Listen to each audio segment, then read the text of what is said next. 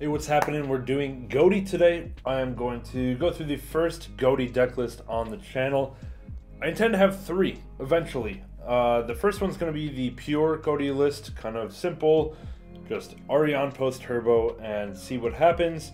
And then I plan on doing a runic deck list in the next video. And then in the third one, I am cooking up something extra special. So I won't reveal that right now, but it'll be cool. But I just want to at least get you started with a pure Ghoti deck list. So let's go ahead and get into it. I'll try to explain what's going on and why we're playing all of these cards. Like, the important thing is when you're deck building is to actually know why you're playing them and not just copy the list.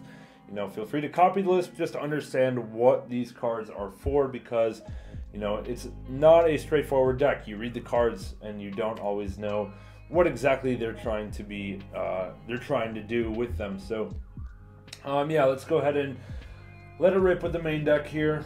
It's going to be a clean 40, and it's going to be pretty simple, because in the pure list, it's just summon Arion posts and have a lot of non-engines. So let's go ahead and show what we're trying to do here. So first of all, we're going to play 2 copies of Seeks, which is the new level 6 out of Phantom Nightmare. 2, because it's a important part of the combo to get the double deep beyond, and you really don't want to draw one of them. You want to always have one in deck to banish with Arion post. So I am playing 2. I do think it's important enough to play 2 for that reason, and having it in your hand is not too terrible because you can do other things with it, like use it off of Snopios or that kind of thing. So yeah, we're gonna go ahead and play 2 of these for now. 1 copy of Snopios. This one is a banish 2 fishes from anywhere and summon it out. So this is basically how you trigger your Zep, which is the level 2 tuner that activates when it's banished, like immediately when it's banished. So we do want to search out the Snopios during our combo, but other than that, it's like a little too situational. Like, it's a fantastic card, but in order to summon it, you have to have 2 fishes already in rotation, and that's a little bit too like niche to really go all in on Snopios. With the current fish pool, they're just not good enough to kind of max out on Snopios and hope to resolve that as a main play. On to the small guys, the tuners. 3 copies of Paces, 3 copies of Schiff, and 1 Zep. So this is going to be our tuner lineup. Reason why we're playing so many, I don't like it, but it's because they're basically going to be our normal summons to get into the Arion post in the extra deck, and we're going to have a bunch of level 4 extender special summon options. So we really need to open a tuner plus one of those level 4s. We also have other plays to do if we don't see one, so it's going to be okay, but really we want to maximize our chances of opening Paces or Shift to get the full combo. 1 Zep because it's searchable and it's not one of the starters. Like, we don't want to have this as our normal summon because it's not as good. It won't come back by itself, you know, during the next standby phase. So just the 1 for the main combo line, but not 3 or 2 because we don't really want to be seeing it. We want to search it later. And then 1 copy of Keef, the last guy out of Phantom Nightmare. So this used to be the second Zep for me, but I'm swapping it out just to get Keef some playtime. To give it a try and see how it interacts, see how it benefits my combos. So I do want to test out this card. Also, the art is super cool, so definitely want to at least give it a go, because hopefully it'll be pretty good. But honestly, the non-tuner aspect is a little sus. It lets you synchro climb a little bit easier if you open it, but it's not fantastic. I don't think you need to play more than 1 of those. The next card I play is, I unfortunately don't have any copies right now, so I'm using some proxies, but it's 3 copies of Abyss Shark. So this is a level 5 fish monster out of, I forget what set it's out of, oh, Legendary Duelist, right? Where you can special summon it if you control a water, and then on summon it will, or not on summon, but it will special summon and search a level 3, 4, or 5 fish. So we do have some extra targets for that, but essentially this is just an extender to search out our copies of Silent Angler, which is our level 4 fish extender. So basically, one of the level 2 tuners plus either Abyss Shark to get to Angler or just Angler itself will get you to Arion post. So that's really the goal of what we're trying to do here. yeah, it's just a normal extender, and then if you have extra bodies, we can link off into other stuff like Coral Anemone or even SP Little Knight. Oh no, you can't link a Bishark into SP Little Knight because it locks you into waters, but we can link into other stuff or overlay into other stuff as well, including Stealth Kraken, because a Bishark can be treated as a level 4 when it's used for a number Xyz monster. Okay, so the next two monsters we're going to be playing are 2 copies of Lifeless Leaffish. So when we're not normal summoning our tuners to go for the Silent Angler combo, we're just going to normal summon our Lifeless Leaffish to foolish a tuner from the deck. Generally Shift, because Shift can banish itself, and then you'll get into your combo on your opponent's turn. It just won't be full combo or as good. So we do have Leaffish. Also, there's a nice combo that I'll show after this deck list, that we can search Leaffish with Abyss Shark, link up into Abyss Keeper, and then Keeper can summon the Leaffish. So we can basically do that with any 2 water bodies, like 1 water plus Abyss Shark can get us into a summoned Leaffish, and that's going to be pretty cool. All right, so that's it for the engine monsters, and then kind of honorary monsters are going to be 3 copies of Ready Fusion and 1 Instant Fusion. This is a staple, in my opinion, for the pure Ghoti list, because if you have a level 2 tuner, we can summon out a rare fish from the extra deck to make the Orion post. And if we have a level 4 non-tuner, we can summon out an Ulvane. So whether we open Leaffish or we open one of the level 2 tuners, whichever our normal summon is, any normal summon combined with a Ready Fusion or Instant Fusion will get us into Orion post. So super flexible, super nice to play. And if you already have enough pieces without the Ready Fusions, adding that on top will allow you to go into stuff like number 4, Stealth Kraken. Okay, so you can just overlay with it, or just have extra material for synchros or links, depending on what we're playing in our extra deck, which we'll get into shortly. Okay, so yep, that wraps up kind of the engine part of the monsters, and now we have a whole bunch of non-engine. But really, this non-engine, well, let's start with Prosperity, because that counts for both. Just consistency, we don't need our whole extra deck, so no reason not to play the pot cards. And then the honorary engine, also non-engine, is Crossout Designator. This card is excellent in Ghoti. If you guys, maybe you've seen my video about intro to the Ghoti archetype and tech cards. Crossout, not only is it used to dodge hand traps against your vulnerable pieces, but also if your opponent just doesn't have any hand traps that you need to worry about hitting, then we can just cross out for one of our tuners, and one of the two, cross out only negates it for the turn it's activated, the turn cross out is activated, but the tuners come back during the next standby phase. So you banish a tuner with cross out, and then it will return itself, and that's basically an extender or a hand trap dodge. All right, cool. So crossout's good. Now let's get into the final lineup. Let me just scoop up that bottom row here to show the hand trap lineup, essentially. So we have a lot of room for hand traps remaining. So we're going to be on 3 Nibirus, because it's just pretty solid, this format. And then 2 copies of Droll, 3 Ashes, 3 Imperms, and then 1 Veiler. Okay, so essentially we needed room for 1 Veiler. So because Crossout will be able to hit it, and the biggest choke point in our deck is an effect negation on the Orion post. So we definitely want to play at least 1 Veiler for Crossout, and then I wanted to cut one of the hand traps to make room, and that's why I decided Droll was probably the least relevant one in here, or at least the most cuttable one. You could argue it's Ash Blossom, that's totally fine, but yeah, we are just going to play this 12 hand trap lineup in combination with the crossouts for the non-engine. So that wraps it up for the main deck here. I'll talk about a few things that I'm opting not to play. First of all, Shifter. I think Shifter hurts us too much to warrant playing it. Yes, it banishes your fishes, and it's good in the meta, but it really hurts your follow-up. Almost all of your follow-up needs you to banish fishes out of your graveyard, and if they never get there, then that's a big deal. So I think Shifter hurts a little bit too much to main. I think you can side it in games where it's just auto win, or not auto, well, it won't be auto win because we might not even be able to punish, but where it's just mega strong, you might want to side into the shifter, but otherwise I don't think it's really going to be that worthwhile.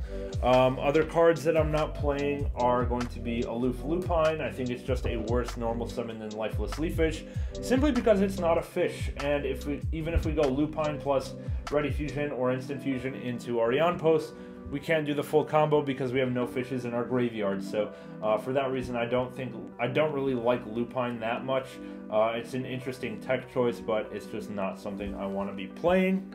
And then there are just other engines that we commonly see paired up, like the white aura stuff, the white sardine and sunfish, plus the spell, white reincarnation. I really don't think these cards are that great. I think they're kind of gimmicky, and you know, if you only open one of them, it's bad. You need to open two, so it's essentially a 2-card combo with 7 cards in your deck. Not great at all, and we already have enough 2-card combos going on, so just adding in even more 2-card combos that only work with themselves, I don't think is going to be good enough to play in my particular opinion, but it's up to you if you want to give those a go. The next engine that I see commonly played is Duskwalker plus Supe. It's okay, like, it's kind of suffers from the same issue as Aloof Lupine because they don't put any fishes in the graveyard, so you can't do full combo anyway, and it just, if you get ashed on Supe Duskwalker, you're crushed, man. So yeah, that's why I'm not playing that card. You're just too high risk for low reward, and that's really what it comes down to. A card that I might actually want to play that is just not in this list right now is the Field Spell. Honestly, like, there's no fishes I really want to search that bad that we can't search anyway. So the Field Spell is kind of whatever. You know, your combo already searches everything you need, and it's hard. Searching before you do your combo doesn't really get you anywhere new. Like, the combo pieces are so generic that the search is not going to get you much. Like, what are you going to search for? A tuner? You probably already have one. And then everything else is just kind of searchable or accessible via normal combo. So for that reason, I decided not to play the Field Spell, but I would be interested in actually trying it out. Maybe like with the white aura package, because you have so many fishes to use as material or cost for that Field Spell, it might be worth it, but I don't see it personally. So yeah, this is where I'm at with the main deck here. Now let's go ahead and get onto the extra deck that we're going to be playing for the pure Ghoti list. So starting off with the links, we're going to go ahead and play 1 Abyss Keeper, 1 Coral Anemone, and 1 SP. SP I don't really need to explain, it's just amazing. Coral is okay, it's just like a water card that we can make and kind of summon out synchro material, but it's not fantastic, but it's kind of just there. Abyss Keeper actually does have a use. I kind of alluded to a combo earlier where we can actually go have any water plus the Abyss Shark. Abyss Shark will search us a copy of Lifeless.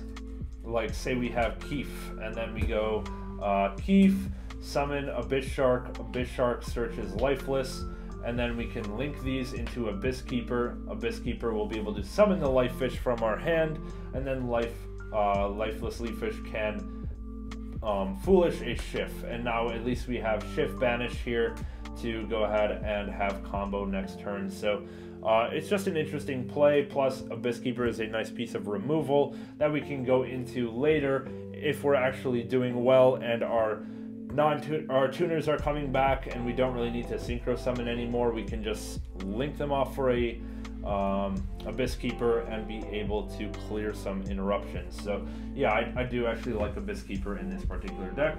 Alright, let me keep the links here. Now let's move on to the next extra deck type. We have already seen these, the fusions, Rare Fish and Alvain, so they're just our ready fusion and instant fusion targets for whichever one we need, whether we need a level 4 non-tuner or a level 2 tuner. Both of them are accessible via the same card. On to the Exceed monsters, 1 copy of number 4 Stealth Kraken, which is just makeable with the Abyss Shark if we have extra material, so that's kind of cool, plus it burns, does burn damage, which is nice. 1 Typhon. I think Typhon is actually super clutch because turn like 3, when all of your stuff comes back, you already have materials to go right into Typhon, which is nice. So sometimes your Deep Beyond is huge already, or you have double Deep Beyond, and we just need to clear something to swing for game. All we have to do is like overlay this on one of our Deep Beyonds and then bounce something, and our other Deep Beyond will be able to swing big. So it's just a nice card to have when your stuff is coming back. And then we are going to round it out with the Synchro monsters. So 2 copies of Arion Post. It's like the main engine of the deck. Really, like, the first one should get the job done, but if it gets stopped, you want access to a second one. 2 copies of Oskan, so this one is pretty good as well. You use one in your main combo, but you just always have material to make level 8, so second one is going to be not so bad. And then on the topic of level 8s, 1 white Aura Whale is just an alternate to summon on your opponent's turn to Oskan. You don't always want to banish a single card, you might want to blow up the whole board of attack position monsters, so white Aura Whale is there. And then the level 10s, 2 copies of Deep Beyond, because you can go into both at the same time, or in the same turn, which is pretty nice. And, you know, even if you only go into one, having the second one to board clear is going to be clutch later. And 1 copy of Baronne de Fleur. You're not actually waterlocked when you're synchroing, so sometimes just going into the Baronne is going to be pretty clutch, and might as well play it. It's the best level 10. You know, there's a lot of actual level 10 options that you could be playing. You can be playing Chen Ying, you could be playing the Ice Jade one, you could be playing whatever else you want, but I think just because the extra deck is kind of tight, you know, you could cut Coral, honestly, for a different option if you want, but a majority of the time you're going for Deep Beyond or you're going for Baronne, and you don't really need to play anything else. You could play Bahamut Shark and Toad, but it doesn't come up that often. We don't have that many level 4 extenders that, you know, if we do have one, we're probably going to be synchroing with it, so you don't have that many where you can just go Bahamut Toad, because it's just not going to be that great. So it's up to you if you want to fit that in, but personally I don't think it's worth. We're going to go through a couple pure Ghoti decklist combos now, just in case you missed the intro to Ghoti guide that I already have on the channel. If you've seen that, you might have already seen a combo or two, but I'm going to go ahead and show off what we're trying to do with some of the basic interactions that we might see in the deck. So starting off, we're going to go for their main combo, which is any level 2 tuner, whether it's Shift or Paces. Okay, not any level 2 tuner, not Ruby, but Shift or Paces will plus a level 4 extender like Silent Angler will get us into full combo. So let's go ahead and show off what's going on there. Let's say Paces plus Angler. We're normal summon Paces, special the Angler, and now synchro off into a copy of Arion Post. And now Arion Post will activate on summon to banish a fish from our deck, which we will use to banish a Seeks, which is the new level 6 out of Phantom Nightmare. Seeks will activate, summoning itself by banishing a fish from our grave. We will summon or banish our Paces to summon the Seeks. Okay, so now we have one of our tuners banished. Seeks will now activate to summon or search a fish and banish a fish. So we can go ahead and search our copy of Shift to our hand and then banish it, and then we are all set there. So that's going to be the end of our turn in terms of our Ghoti engine. And then on our opponent's turn in the standby phase, we're going to get Paces and Shift both back to our field. Okay, now whenever our opponent activates something or plays something to their field that we want to banish, we are going to fire off the first of our tuner effects to synchro summon. Okay, so we're going to go ahead and go Paces, synchro with the Arion Post into the copy of Oskan. There we go. Oskan is going to be able to target a fish on our field and a card our opponent has and banish them, and then Arion Post on when it's used as synchro material can banish a fish to search one of the same level. So we're gonna go Oskan 1, targeting Seeks and whatever our opponent has, whatever card they have that we might want to banish. Say maybe it's Fire King Island or it's Labyrinth. Just set a card with you know, discarding a furniture. And we're going to go ahead, target Seeks in that card, and then Arion Post will banish the Paces to search. So our Arion Post search is going to be a Zep, and then our Oskan will banish the Seeks and whatever card it is, okay? Seeks is banished again. We already used it during our turn, but we can use it again. When it gets banished, we can summon it back by banishing a fish from our grave. We can banish whichever one we want. Let's go ahead and banish the Orion Post. It doesn't matter. Okay, Seeks on summon can search a fish and banish a fish. So we're going to go ahead and search a Snopios and banish the Seeks. We don't need it anymore. Okay, so we essentially just searched with the Seeks when it was banished. And now we have Snopios and Zep in hand. Whenever we're ready, our opponent commits some more to the board, we're going to go ahead and activate Shift to synchro summon with the Oscon into a copy of Ghoti of the Deep Beyond. And then boom, we can board wipe, banish the entire field, ours and our opponent's. So we're going to go ahead and do that with the copy of Deep Beyond. Awesome. Now our opponent is on no cards on the field. Maybe they commit some more. Maybe they have some more plays, or maybe they just set some back row and pass. Hold up. We have Snopios. Quick effect, banish 2 fishes from hand and or grave to summon itself out. So we can go Snopios, banish Zep, and banish the Oscon, okay, to summon out the Snopios. And now we will be able to summon both the Zep and the Oscon. Oscon can summon itself by banishing a fish from the graveyard, and Zep will just summon itself anyway. So summon out Oscon by banishing the Shift. Zep will summon itself out. And then right on summon, Zep has to synchro summon, or if you want to use it, Zep will synchro summon. So we can synchro with Zep and Oscon once again for a second copy of Deep Beyond. And that will board banish again. It's not once per turn, so that's pretty awesome. We're going to banish the Deep Beyond and the Snopios. And Snopios will be able to add itself back to the hand by banishing 1 fish monster from the graveyard. So right now we have Angler, Zep, and Oscon in the graveyard. Let's go ahead and banish the Angler. We want to leave these 2 in the graveyard because we're about to get that Snopios back. And we just did the combo where we banished Zep and Oscon. We're going to want to maybe do that again. So let's leave these 2 guys in here. Banish the Angler. Re-add the Snopios, and now we've double board wiped plus an extra banish, and we have Snopios in hand.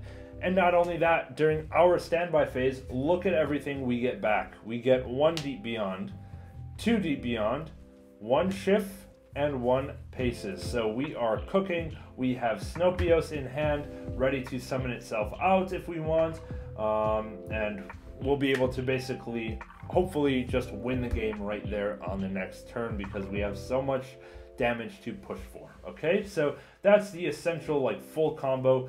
You know, and all it took is a tuner plus a level 4 fish extender, and we are absolutely cooking. All right, so now let's check out a different combo. What happens if we just have Lifeless Leaf Fish?